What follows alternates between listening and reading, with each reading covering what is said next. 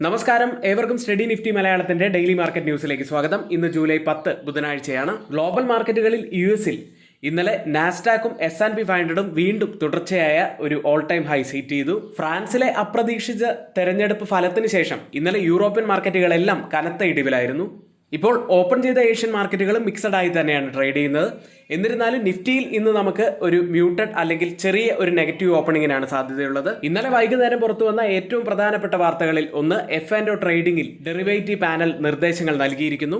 അതിന്റെ എല്ലാ വിശദാംശങ്ങളും നമ്മൾ ഇവിടെ കൊടുക്കുന്നുണ്ട്. കൂടാതെ ഇന്ത്യയും റഷ്യയും തമ്മിലുള്ള 100 ബില്യന്റെ ബൈലാറ്ററൽ ട്രേഡ് സംബന്ധിച്ച വാർത്തകളും നമ്മൾ ഇവിടെ പറയുന്നുണ്ട് മാർക്കറ്റ് ന്യൂസ് സെഗ്മെന്റിൽ. അപ്പോൾ വീഡിയോ നിങ്ങൾ മുഴുവനായി തന്നെ കാണാൻ ശ്രമിക്കുക. ചാനൽ ആരെങ്കിലും സബ്സ്ക്രൈബ് ചെയ്യാൻ വിട്ടുപോയിട്ടുണ്ടെങ്കിൽ ചാനൽ ഒന്ന് സബ്സ്ക്രൈബ് ചെയ്യുക. മാത്രമല്ല നമ്മുടെ ലൈക്ക് ബട്ടൺ ക്ലിക്ക് ചെയ്യാൻ മറക്കരുത്. ഇപ്പോൾ തന്നെ ആ ലൈക്ക് ബട്ടൺ ഒന്ന് ക്ലിക്ക് ചെയ്യുക. കാരണം നമുക്ക് ലൈക്ക് വളരെ വളരെ കുറവാണ്. ദയവ് ചെയ്ത് എല്ലാവരും ഒന്ന് ലൈക്ക് ചെയ്യുക.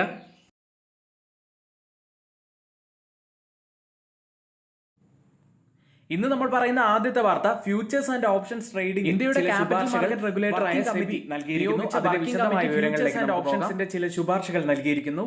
കമ്മിറ്റിയുടെ പ്രധാനപ്പെട്ട ശുപാർശകൾ ഇപ്രകാരമാണ്. ഡെറിവേറ്റീവ് കരാറുകളുടെ ഏറ്റവും കുറഞ്ഞ ലോട്ട് സൈസ് 5 ലക്ഷം രൂപയിൽ നിന്ന് 20 മുതൽ 30 ലക്ഷം രൂപയായി വർദ്ധിപ്പിക്കുക. പ്രതിവാര ഓപ്ഷനുകൾ ഓരോ സ്റ്റോക്ക് എക്സ്ചേഞ്ചിലും ഒരാഴ്ചയിൽ ഒരു എക്സ്പയറി മാത്രമായി പരിമിതപ്പെടുത്തും. അതായത് മൾട്ടിപ്പിൾ എക്സ്പയറിക്ക് പകരം ഒറ്റ എക്സ്പയറിയായി പരിമിതപ്പെടുത്താനാണ് ഉദ്ദേശിക്കുന്നത്. ഓപ്ഷൻ കോൺട്രാക്റ്റുകളുടെ സ്ട്രൈക്ക് വിലയുടെ എണ്ണം പരിമിതപ്പെടുത്തുക. 100ൽ 90% ആളുകളുടെയും പണം നഷ്ടപ്പെടുന്നു എന്നാണ് ഫ്യൂച്ചേഴ്സ് ആൻഡ് ഓപ്ഷൻസിന്റെ ചില കണക്കുകൾ കുറച്ചു മാസം മുൻപ് നമുക്ക് പറഞ്ഞു തന്നത്. അത്തരത്തിലുള്ള കാര്യങ്ങൾ തന്നെ ആയിരിക്കണം സെബിയെ ഇത്തരത്തിലൊരു കമ്മിറ്റി രൂപീകരിക്കാനും ചെറുകിട വ്യാപാരികളെ സംരക്ഷിക്കാൻ ഒരുങ്ങുന്ന ഇത്തരത്തിലുള്ള തീരുമാനങ്ങളിലേക്ക് വഴിവെക്കുന്നത്. ഇത് നടപ്പിലാക്കേണ്ട സ്റ്റേജിലേക്കൊന്നും എത്തിയിട്ടില്ല. ഇത് ഒരു പ്രാരംഭഘട്ടം മാത്രമാണ്. എന്തായാലും വരും മാസങ്ങളിൽ നമുക്ക് ഇതിന്റെ തീരുമാനങ്ങൾ കാത്തിരുന്ന് തന്നെ കാണാം. മറ്റൊരു ഏറ്റവും പ്രധാനപ്പെട്ട വാർത്ത ഇന്നലെ പുറത്തു വന്നത് ഇന്ത്യയും റഷ്യയും തമ്മിലുള്ള ബൈലാറ്ററൽ ട്രേഡ് സംബന്ധിച്ച വാർത്തയാണ്. 22ാമത് വാർഷിക ഉച്ചകോടിയുമായി പ്രധാനമന്ത്രി നരേന്ദ്രമോദിയും റഷ്യൻ പ്രസിഡന്റ് വ്ളാഡിമിർ പുടിനും കൂടിക്കാഴ്ച നടത്തി. പാശ്ചാത്യ ഉപരോധങ്ങൾ മറികടക്കാൻ ദേശീയ കറൻസികളുടെ ഉപയോഗം ഉൾപ്പെടെ 2030ഓടെ ഉഭയകക്ഷി വ്യാപാരം $100 ബില്യൺ ഉയർത്താൻ ഇന്ത്യയും റഷ്യയും സമ്മതിച്ചു. ഇനി നമുക്ക് ഇതിലെ ഏറ്റവും കോർ ആയ ഭാഗത്തിലേക്ക് വരാം. ഊർജ്ജ സഹകരണമാണ് ഇതിൽ പ്രധാനപ്പെട്ട വിഷയമായി വരുന്നത്. ഊർജ്ജ സുരക്ഷയിലും ആഗോള ഊർജ്ജ പ്രവർത്തനത്തിലും ഊന്നൽ നൽകി ആണവോർജ്ജം, എണ്ണ ശുദ്ധീകരണം, പെട്രോ കെമിക്കൽസ് എന്നിവയുൾപ്പെടെ ഊർജ്ജ മേഖലയിലെ സഹകരണത്തിന് ഇരു രാജ്യങ്ങളും ഊന്നൽ നൽകും. ഈ ഒരു വാർത്തയുടെ ഏറ്റവും കൂടുതൽ ലഭിക്കാൻ പോകുന്നത് ഏത് സെഗ്മെന്റിനാണ് എന്ന് നിങ്ങൾക്ക് ഇപ്പോൾ തന്നെ മനസ്സിലായിട്ടുണ്ടാവും. ഊർജ്ജ മേഖല, അതായത് എനർജി സെഗ്മെന്റിന് തന്നെയാണ് പ്രധാനപ്പെട്ട ബെനിഫിറ്റ് ഉണ്ടാവാൻ സാധ്യതയുള്ളത്. മറ്റു മേഖലകൾ കൂടി നോക്കുകയാണെങ്കിൽ ഡിഫൻസ്, ഫാർമ എന്നിവയ്ക്കും അതിന്റെ ഗുണം ലഭിക്കാൻ സാധ്യതയുണ്ട്. ഈ പറഞ്ഞ സെഗ്മെന്റുകളുടെ പേരൊന്നും റെക്കമെൻഡേഷൻ അല്ല, നിങ്ങളുടെ എഡ്യൂക്കേഷണൽ പർപ്പസിന് വേണ്ടി മാത്രമാണ് ഇതിവിടെ ഷെയർ ചെയ്യുന്നത്. മറ്റൊരു ഹൈലൈറ്റ് ആയ വാർത്ത വരുന്നത് മ്യൂച്വൽ ഫണ്ടുകളിലേക്കുള്ള പണമൊഴുക്കിൽ ജൂണിൽ 17% വർധനവ് കാണുന്നു. ഓഹരി അധിഷ്ഠിത മ്യൂച്വൽ ഫണ്ടുകളിലേക്കുള്ള പണമൊഴുക്ക് ഇപ്പോഴും തുടർന്നുകൊണ്ടിരിക്കുന്നു. ജൂണിൽ 40,608 കോടി രൂപയിലായിരുന്ന ഇത്തരത്തിലെന്ന് association of mutual funds of India പറയുന്നു. മെയ് മാസത്തിൽ അത് 34,697 കോടി രൂപയായിരുന്നു. അതായത് 17% വർധനവാണ് ജൂൺ മാസത്തിൽ വന്നിരിക്കുന്നത്. മറ്റൊരു ഏറ്റവും പോസിറ്റീവായ വാർത്തയുള്ളത് അദാനി ഗ്രൂപ്പുമായി ബന്ധപ്പെട്ടതാണ്. ഗുജറാത്തിലെ മുദ്രയിൽ കപ്പൽ നിർമ്മാണശാല തുടങ്ങുന്നത് പരിഗണിച്ച് അദാനി ഗ്രൂപ്പ് ചൈന, ദക്ഷിണ കൊറിയ, ജപ്പാൻ തുടങ്ങിയ രാജ്യങ്ങളിലെ കപ്പൽ നിർമ്മാണശാലകളിൽ 2028 വരെ ഒഴിവില്ലാത്ത സാഹചര്യത്തിലാണ് നീക്കം. മറ്റൊരു കമ്പനി RVNL ആണ്. കമ്പനിക്ക് ഖരഗ്പൂരിൽ നിന്ന് പുതിയ ഒരു ഓർഡർ ലഭിച്ചു. 203 കോടി രൂപയുടെ ഓർഡറാണ് ഇപ്പോൾ ലഭിച്ചിരിക്കുന്നത്. കൂടാതെ മഹാരാഷ്ട്ര മെട്രോ റെയിൽ കോർപ്പറേഷനിൽ നിന്ന് 187 കോടി രൂപയുടെ ഒരു ഓർഡറും കമ്പനിക്ക് ലഭിച്ചിട്ടുണ്ട്. മറ്റൊരു കമ്പനി മെഹാനി ടെക്നോളജീസ് ആണ്. കമ്പനിക്ക് 855 കോടി രൂപയുടെ പുതിയ ഓർഡർ ലഭിച്ചു. ഇന്ന് F&O സെഗ്മെന്റിൽ ബാൻ ആയ സ്റ്റോക്കുകൾ ABFRL, Balrampur Chini mills, Bandhan bank, Chambal fertilisers, GNFC, IEX, India cement, Indus towers, PEL എന്നീ കമ്പനികളാണ്. ഇന്ന് റിസൾട്ട് വരുന്ന പ്രധാനപ്പെട്ട കമ്പനികൾ Tata LXC, Kesoram industries, JTL industries തുടങ്ങിയവയാണ്. ഇനി നമ്മുടെ ഏറ്റവും പ്രധാനപ്പെട്ട സെഷനായ ലൈവ് സെഷൻ രാവിലെ 10:30 മുതൽ 3:30 വരെയാണ് നടക്കുക. ഒത്തിരിയേറെ ഉപകാരപ്രദമാവാൻ സാധ്യതയുള്ള സെഷൻ തന്നെയാണ്. കാരണം ഒരുപാട് പേരുടെ അഭിപ്രായങ്ങളും അതുപോലെ നിങ്ങളുടെ സംശയങ്ങളും ഒക്കെ അവിടെ ചോദിക്കാവുന്നതാണ്. ഇനി നമ്മുടെ സ്റ്റുഡൻസിന് ആർക്കെങ്കിലും നമ്മുടെ എഡ്യൂക്കേഷൻ ടെലഗ്രാം ഗ്രൂപ്പിൽ ജോയിൻ ചെയ്യാൻ താല്പര്യമുണ്ടെങ്കിൽ തൊട്ടുമുകളിൽ ഇവിടെ കൊടുത്ത വാട്സപ്പ് നമ്പറിൽ ഞങ്ങൾക്ക് മെസ്സേജ് അയച്ച് ഞങ്ങളുടെ ഗ്രൂപ്പിൽ ജോയിൻ ചെയ്യാവുന്നതാണ്. ഇന്നലത്തെ മാർക്കറ്റ് ഹൈലൈറ്റ്സ് നമുക്ക് ചുരുക്കി ഒന്ന് പറഞ്ഞു പോകാം. നിഫ്റ്റിയും സെൻസെക്സും ഫ്രഷ് ഓൾ ടൈം ഹൈസ് ആണ് ടച്ച് ചെയ്ത്. മാരുതി സുസുക്കി, M&M, ITC എന്നിവ നേട്ടമുണ്ടാക്കി. ഹൈബ്രിഡ് കാറുകളുടെ രജിസ്ട്രേഷൻ നികുതി ഇളവ് UP സർക്കാർ പ്രഖ്യാപിച്ചതിന് ശേഷം ഓട്ടോ സ്റ്റോക്കുകൾ ഉയരുകയുണ്ടായി. മിഡ് ക്യാപ്, സ്മോൾ ക്യാപ് ഇൻഡെക്സുകൾ നേട്ടത്തിലായിരുന്നെങ്കിലും ചെറിയ നേട്ടത്തിലാണ് ക്ലോസ് ചെയ്തത്. നിഫ്റ്റിയിലേക്ക് ഇന്നലെ ചെറിയ നേട്ടത്തിൽ ആരംഭിച്ച് ഒടുവിൽ ക്ലോസ് ചെയ്യുന്നത് വളരെ ശക്തമായിട്ടായിരുന്നു. 24,400 എന്ന ലെവലിന് മുകളിലായിട്ടാണ് അതിശക്തമായി ഇന്നലെ നിഫ്റ്റി ക്ലോസ് ചെയ്യുന്നത്. 24,433 112 പോയിന്റ്സ് ഉയർന്നാണ് നിഫ്റ്റി ഇന്നലെ ക്ലോസ് ചെയ്യുന്നത്. ബോളിഞ്ചർ ബാൻഡിന്റെ അപ്പർ ലെവലുള്ളത് 24,600 ലെവലാണ്. അതുകൊണ്ട് ആ ലെവൽ നമ്മൾ പ്രത്യേകം ശ്രദ്ധിക്കുക. ഹവർലി ബോളിഞ്ചർ ബാൻഡ് തിങ്കളാഴ്ച ഒരു കോൺട്രാക്ഷൻ കാണിച്ചിരുന്നെങ്കിലും ഇന്നലെ വീണ്ടും ഒരു എക്സ്പാൻഷന്റെ സൂചനകളാണ് നൽകുന്നത്. ഇത് ഒരു പോസിറ്റീവ് സൈൻ തന്നെയായി നമുക്ക് വിലയിരുത്താം. കഴിഞ്ഞ 5 ട്രേഡിംഗ് സെഷനിലായി FIS ബൈയിങ് മോഡിലാണ്. അത് വളരെ വലിയൊരു പോസിറ്റിവിറ്റി ആയിട്ട് തന്നെ കണക്കാക്കണം. ഡൗൺ സൈഡിൽ ഇമ്പോർട്ടന്റ് ആയ ലെവൽ 24,340 ആണ്. ഡെയിലി ക്യാൻഡിൽ ചെറിയ അപ്പർ ലോവർ വിക്കോട് കൂടിയ ഒരു ബുള്ളിഷ് ക്യാൻഡിലാണ് ഡെയിലി ചാർട്ടിൽ ഫോം ആവുന്നത്. മാക്സിമം ഓപ്പൺ ഇൻട്രസ്റ്റ് രേഖപ്പെടുത്തിയ കോൾ സൈഡിലെയും പുട്ട് സൈഡിലെയും സ്ട്രൈക്കുകളിലേക്ക് ആദ്യം കോൾ സൈഡിൽ 25,000 കൂടുതൽ ഓപ്പൺ ഇൻട്രസ്റ്റ് റൈറ്റ് ചെയ്തിരിക്കുന്നത്. അതിനുശേഷം 24,500 സ്ട്രൈക്കിലും അതിനുശേഷം 24,400 സ്ട്രൈക്കിലുമാണ് കൂടുതൽ ഓപ്പൺ ഇൻട്രസ്റ്റ് റൈറ്റ് ചെയ്തിരിക്കുന്ന കോൾ സൈഡിലെ സ്ട്രൈക്കുകൾ. പുട്ട് സൈഡിലേക്ക് വന്നാൽ 24,000 കൂടുതൽ ഓപ്പൺ ഇൻട്രസ്റ്റ് റൈറ്റ് ചെയ്തിരിക്കുന്ന ആദ്യത്തെ സ്ട്രൈക്ക് വരുന്നത്. അതിനുശേഷം 24,300 സ്ട്രൈക്കും അതിനുശേഷം 24,200 സ്ട്രൈക്കുമാണ്. ഈ ഓപ്പൺ ഇൻട്രസ്റ്റ് ഡാറ്റ പ്രകാരം ഒരു റെസിസ്റ്റൻസ് ആവാൻ സാധ്യതയുള്ളത് 24,500ഉം സപ്പോർട്ട് ആവാൻ സാധ്യതയുള്ളത് 24,300ഉമാണ്. Change in open interest data പ്രകാരം കോൾ സൈഡിലും പുട്ട് സൈഡിലും വന്ന വ്യത്യാസങ്ങൾ പരിശോധിക്കാം. ആദ്യം 24,450 സ്ട്രൈക്കിൽ 502% വർധനവാണ് പുട്ട് സൈഡിലുള്ളത്. എന്നാൽ 28% മാത്രം വർധനവാണ് കോൾ സൈഡിൽ കാണുന്നത്. 24,400 സ്ട്രൈക്കിൽ 335% വർധനവ് പുട്ട് സൈഡിൽ, 34% വർധനവാണ് കോൾ സൈഡിലുള്ളത്. അടുത്തത് 24,500 സ്ട്രൈക്കിൽ 151% വർധനവ് പുട്ട് സൈഡിലും 9% മാത്രം വർധനവ് കോൾ സൈഡിലും കാണാം. പുട്ട് സൈഡിൽ നല്ല ലോങ് ബിൽഡപ്പും കോൾ സൈഡിൽ ഒരു ഷോർട്ട് ബിൽഡപ്പുമാണ് കാണുന്നത്. അതായത് പുട്ട് സൈഡ് തന്നെയാണ് നല്ല സ്ട്രോങ് ആയി നിൽക്കുന്നത് എന്നാണ് ഈ ഡാറ്റ സൂചിപ്പിക്കുന്നത്.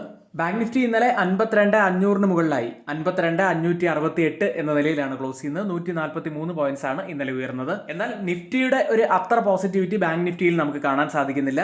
കൂടാതെ 52,700 മുതൽ 52,100 വരെയുള്ള റേഞ്ചിലാണ് ഇപ്പോൾ ബാങ്ക് നിഫ്റ്റി ഉള്ളത്. അതുകൊണ്ട് തന്നെ ഈ ഒരു റേഞ്ചിൽ ഒരു ബ്രേക്ക് ഔട്ട് ലഭിക്കുകയാണെങ്കിൽ ബാങ്ക് നിഫ്റ്റിക്ക് ഒരു കൃത്യമായിട്ടുള്ള ഡയറക്ഷൻ ലഭിക്കാൻ സാധ്യതയുണ്ട്. ഡൗൺ സൈഡിൽ 52,100 മുതൽ 52,000 വരെയുള്ളത് പ്രധാനപ്പെട്ട ഒരു ലെവലാണ്. മാക്സിമം ഓപ്പൺ ഇൻട്രസ്റ്റ് രേഖപ്പെടുത്തിയ കോൾ സൈഡിലെയും പുട്ട് സൈഡിലെയും സ്ട്രൈക്കുകളിലേക്ക് 52,500 കോൾ സൈഡിൽ കൂടുതൽ ഓപ്പൺ ഇൻട്രസ്റ്റ് റൈറ്റ് ചെയ്തിരിക്കുന്ന ആദ്യത്തെ സ്ട്രൈക്ക് വരുന്നത്. അതിനുശേഷം 53,000 സ്ട്രൈക്കിലും അതിനുശേഷം 54,000 സ്ട്രൈക്കിലുമാണ്. പുട്ട് സൈഡിൽ കൂടുതൽ ഓപ്പൺ ഇൻട്രസ്റ്റ് ഉള്ളത് 52,500 സ്ട്രൈക്കിലാണ്. അതിനുശേഷം 51,000 സ്ട്രൈക്കിലും അതിനുശേഷം 52,000 സ്ട്രൈക്കിലുമാണ്. ഓപ്പൺ ഇൻട്രസ്റ്റ് ഡാറ്റ പ്രകാരം ഒരു റെസിസ്റ്റൻസ് ആവാൻ സാധ്യതയുള്ളത് 53,000ഉം സപ്പോർട്ട് ആവാൻ സാധ്യതയുള്ളത് 52,500ഉമാണ്. ഇന്ത്യ വിക്സ് ഇന്നലെ 14.28 എന്ന നിലയിലാണ് ക്ലോസ് ചെയ്യുന്നത്. 5% ഇന്നലെ ഉയർന്നത്. തുടർച്ചയായ രണ്ടാമത്തെ ദിവസം നല്ല നേട്ടത്തിലാണ് ഇന്ത്യ വിക്സ് ക്ലോസ് ചെയ്യുന്നത്. ഗ്ലോബൽ മാർക്കറ്റ് സെഗ്മെന്റിൽ ആദ്യം FIDE ആക്ടിവിറ്റിയാണ്. FIS 314 കോടി രൂപയ്ക്കാണ് ഇന്നലെ ബൈ ചെയ്തത്. DIS ആവട്ടെ 1,416 കോടി രൂപയ്ക്ക് ബൈ ചെയ്തു. FIS ആവട്ടെ തുടർച്ചയായ 5ാമത്തെ ദിവസമാണ് ബൈയിങ് മോഡിലുള്ളത്. DISും ബൈയിങ്ങിൽ തന്നെയാണ് എന്നത് കൂടുതൽ പ്രതീക്ഷ നൽകുന്നു. US മാർക്കറ്റിലേക്ക് S&P 500ഉം നാസ്ഡാക്കും ചൊവ്വാഴ്ച റെക്കോർഡ് ക്ലോസിംഗ് രേഖപ്പെടുത്തി. ഡൗ ജോൺസ് ഇന്നലെ അവിടെ 0.13% ഇടിവ് നേരിട്ടു.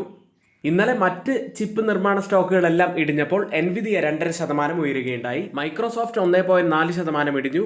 ടെസ്ല 3.7% ഉയരുകയും ചെയ്തു. നാസ്ഡാക്കിന്റെ തുടർച്ചയായ 6ാമത്തെ റെക്കോർഡ് ഹൈ ക്ലോസിംഗ് ആയിരുന്നു ഇന്നലെ കണ്ടത്. S&P 500ന്റെ 5ാമത്തെ തുടർച്ചയായ റെക്കോർഡ് ക്ലോസിംഗും ഇന്നലെ നമുക്ക് കാണാൻ സാധിച്ചു. ഇന്നലെ ഏറ്റവും പ്രധാനപ്പെട്ട ഇവന്റ് ഉണ്ടായിരുന്നത് ശ്രീ ജെറോം പവലിന്റെ സ്പീച്ച് തന്നെയായിരുന്നു. പണപ്പെരുപ്പം 2% എന്ന സോഫ്റ്റ് ലാൻഡിംഗ് ലക്ഷ്യത്തെക്കാൾ മുകളിൽ ആയി തുടരുന്നു എന്ന് അദ്ദേഹം പറഞ്ഞു. കൂടുതൽ ശക്തമായ ഡാറ്റകൾ പുറത്തു വരുന്നതിനനുസരിച്ച് നമുക്ക് റേറ്റ് കട്ടിലേക്ക് പോകാനുള്ള സാഹചര്യങ്ങൾ ഉണ്ടാകും എന്ന് അദ്ദേഹം കോൺഗ്രസിന് മുന്നാകെ ടെസ്റ്റിമോണിയിൽ ശ്രീ ജെറോം പവൽ പറയുകയുണ്ടായി. ഇനി CMEയുടെ ഫെഡ് വാച്ച് പ്രകാരം ഫെഡറേഷന്റെ സെപ്റ്റംബർ മീറ്റിംഗിൽ 25 ബേസിസ് കുറയ്ക്കാൻ ഏകദേശം 72% സാധ്യതയാണുള്ളത്. കൂടാതെ ഈ വർഷം 50 ബേസിസ് പോയിന്റ്സ് കുറയ്ക്കാനുള്ള സാധ്യതയുണ്ട് എന്ന് വിപണി പ്രതീക്ഷിക്കുന്നുമുണ്ട്. പ്രധാനപ്പെട്ട ഡാറ്റകളിൽ ഈ ആഴ്ച പുറത്തുവരുന്ന, അതായത് വ്യാഴാഴ്ചത്തെ കൺസ്യൂമർ പ്രൈസ് ഇൻഡെക്സ് ഡാറ്റയും വെള്ളിയാഴ്ച പുറത്തുവരുന്ന പ്രൊഡ്യൂസർ പ്രൈസ് ഇൻഡെക്സ് ഡാറ്റയും തന്നെയാണ് പ്രധാനപ്പെട്ടത്. വെള്ളിയാഴ്ച മുതൽ റിസൾട്ട് സീസൺ ആരംഭിക്കുകയാണ്. Q1ൽ നമ്മൾ കണ്ടതുപോലെ നല്ല റിസൾട്ടുകൾ, ഏർണിംഗ്സ് തന്നെയായിരുന്നു US മാർക്കറ്റിനെ വലിയ രീതിയിൽ ബൂസ്റ്റ് ചെയ്തത്. ഈ വർഷവും US ലിസ്റ്റ് ചെയ്ത ഇന്ത്യൻ കമ്പനികളുടെ പ്രകടനത്തിലേക്കാണ്. ആദ്യം ടെക്സൈഡ് ഇന്നലെ വീക്കായിരുന്നു. ഇൻഫോസിസ് 1% മുകളിൽ ഇടിഞ്ഞു. വിപ്രോ 0.47% ഇടിവ് രേഖപ്പെടുത്തി. ICICI ബാങ്ക് 0.92% ഉയർന്നു. HDFC ബാങ്ക് 1% മുകളിൽ ഇടിഞ്ഞു. ഇപ്പോൾ ട്രേഡിംഗ് ആരംഭിച്ച US മാർക്കറ്റിന്റെ ഫ്യൂച്ചേഴ്സ്. നാസ്ഡാക്ക് 0.01% ഇടിവിലാണ്. S&P 500 0.06% നേട്ടത്തിലും ട്രേഡ് ചെയ്യുന്നു. യൂറോപ്യൻ മാർക്കറ്റിലേക്ക് ഞായറാഴ്ചത്തെ ഫലത്തിന് ശേഷം നിക്ഷേപകർ ഫ്രാൻസിലെ രാഷ്ട്രീയ അനിശ്ചിതത്വം കണക്കിലെടുത്തതിനാൽ ചൊവ്വാഴ്ച യൂറോപ്യൻ ഓഹരികൾ ഇടിയുകയുണ്ടായി. ഫ്രാൻസ് മാർക്കറ്റ് തന്നെയാണ് വലിയ ഇടിവിലേക്ക് പോയത്. 1.56% ഇടിവാണ് രേഖപ്പെടുത്തിയത്. UK മാർക്കറ്റ് FTSE 0.66% ഇടിഞ്ഞു. ജർമ്മൻ മാർക്കറ്റ് ഡാക്സ് 1.25% ഇടിവും രേഖപ്പെടുത്തി. സ്റ്റോക്ക് 600 0.99% ഇടിഞ്ഞത്. റീറ്റെയിൽ സ്റ്റോക്കുകൾ വലിയ നഷ്ടമുണ്ടാക്കി. 1.65% ഇടിഞ്ഞത്. ഇപ്പോൾ ട്രേഡിംഗ് നടക്കുന്ന ഫ്യൂച്ചേഴ്സ് ഡാക്സ് 0.05% നേട്ടത്തിൽ, CAC 0.11% നേട്ടത്തിൽ, FTSE 0.12% നേട്ടത്തിലും ട്രേഡ് ചെയ്യുന്നു. ഏഷ്യൻ മാർക്കറ്റിലേക്ക് ഏഷ്യയിൽ വ്യാപാരികൾ ജപ്പാനിൽ നിന്നുള്ള മൊത്ത പണപ്പെരുപ്പ് സംഖ്യകൾ വിലയിരുത്തും. ചൈനയിൽ നിന്നുള്ള പണപ്പെരുപ്പ് ഡാറ്റയും ഇന്ന് ശ്രദ്ധയിലുണ്ടായിരിക്കും. ഇപ്പോൾ ഓപ്പൺ ചെയ്ത ഏഷ്യൻ മാർക്കറ്റുകൾ ഒരു മിക്സഡ് ആയിട്ടാണ് ഇപ്പോൾ ട്രേഡ് ചെയ്യുന്നത്. ഇനി ഇപ്പോൾ ഓപ്പൺ ചെയ്ത ഏഷ്യൻ മാർക്കറ്റുകളിലേക്ക് വന്നാൽ ഗിഫ്റ്റ് നിഫ്റ്റി ഉള്ളത് 24,481 എന്ന നിലയിലാണ്. 9 പോയിന്റ്സ് ഡൗൺ സൈഡിലാണ് ഇപ്പോൾ ട്രേഡ് ചെയ്യുന്നത്. ഇപ്പോൾ സമയം 7 മണി കഴിഞ്ഞ് 10 മിനിറ്റ് ആണ്. ഇപ്പോഴത്തെ ഈ ഒരു നില വെച്ച് നിഫ്റ്റിയിൽ നമുക്കൊരു മ്യൂട്ടഡ് അല്ലെങ്കിൽ ചെറിയ ഒരു നെഗറ്റീവ് ഓപ്പണിങ്ങിനാണ് സാധ്യതയുള്ളത്. മറ്റ് ഏഷ്യൻ മാർക്കറ്റുകളിൽ ജപ്പാൻ മാർക്കറ്റ് 0.38% നേട്ടത്തിലാണ്. തായ്വാൻ മാർക്കറ്റ് 0.42% ഇടിവിൽ. കോസ്പി മാർക്കറ്റ് 0.21% ഇടിവിലും ട്രേഡ് ചെയ്യുന്നു. ഓയിൽ പ്രൈസുകളിലേക്ക് ഗൾഫ് തീരത്തെ ഉൽപ്പാദനവും ശുദ്ധീകരണ അടിസ്ഥാന സൗകര്യങ്ങളും ഉഷ്ണമേഖലാ കൊടുങ്കാറ്റ് ബെറിലിൽ നിന്നുള്ള കാര്യമായ നാശനഷ്ടങ്ങൾ ഒഴിവാക്കിയതായി തോന്നിയതിനാൽ തുടർച്ചയായ 3ാമത്തെ ദിവസവും ഓയിൽ പ്രൈസുകൾ ഇടിയുകയുണ്ടായി. ഇന്നലെ 1% മുകളിലാണ് ഓയിൽ ഇടിഞ്ഞത്. ബ്രന്റ് ഇപ്പോൾ ട്രേഡ് ചെയ്യുന്നത് 84.88 എന്ന നിലയിൽ 0.16% ഇടിവിലാണ്. WTI ഉള്ളത് $81.67 പെർ ബാരൽ എന്ന നിലയിൽ 0.32% ഉയർന്നാണ് ഇപ്പോൾ ട്രേഡ് ചെയ്യുന്നത്. ഇന്നത്തെ ഏറ്റവും പ്രധാനപ്പെട്ട കുറച്ച് വാർത്തകളാണ് നമ്മളിവിടെ നിങ്ങൾക്ക് മുന്നിൽ കൊണ്ടുവന്നത്.